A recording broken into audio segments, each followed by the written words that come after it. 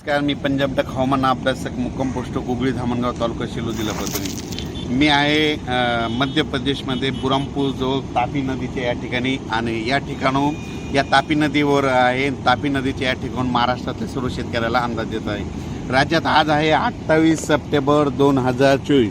आजपासून महाराष्ट्रातल्या सर्व शेतकऱ्याला सांगू इच्छितो की आपल्या महाराष्ट्रातला आजपासून म्हणजे 28 तारखेपासून तर 5 ऑक्टोबरपर्यंत राज्यात भाग बदलत विखुरलेल्या स्वरूपाचा पाऊस असणार आहे, म्हणून हा अंदाज लक्षात घ्या।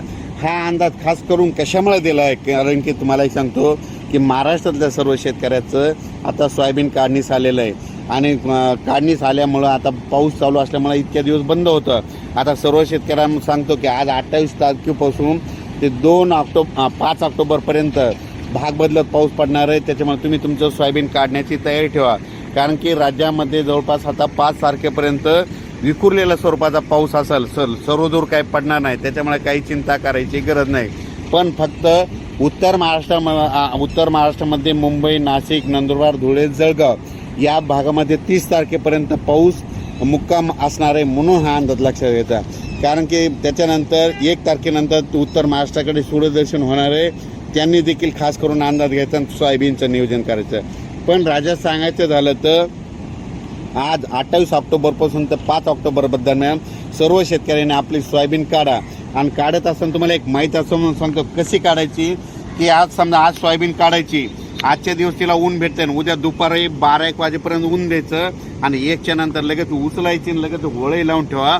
असं केल्याच्या नंतर तुमची सोयाबीनची वळी खराब होणार नाही आणि चांगलं सोयाबीन तुमचं निघेल, म्हणून हे अंदाज लक्षात घ्यायचा।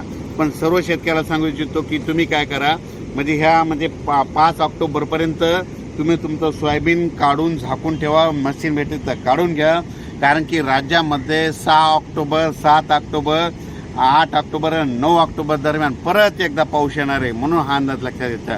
त्याच्यानंतर परत सांगतो की राज्यातला आता हे पाऊस कधी निघून जाणार आहे यापुढं कोणाला विचारत नाही। एक सोपं करून सांगतो, आता ऑक्टोबर महिना लागला, समजा 1 ऑक्टोबर ते 10 ऑक्टोबर दरम्यान, यापुढं दरवर्षी लक्षात घ्यायचं 1 ऑक्टोबर ते 10 ऑक्टोबर दरम्यान राज्यामध्ये काय होतं, सकाळी सकाळी काही जण धुई म्हणतात, काही जण धुकी म्हणतात।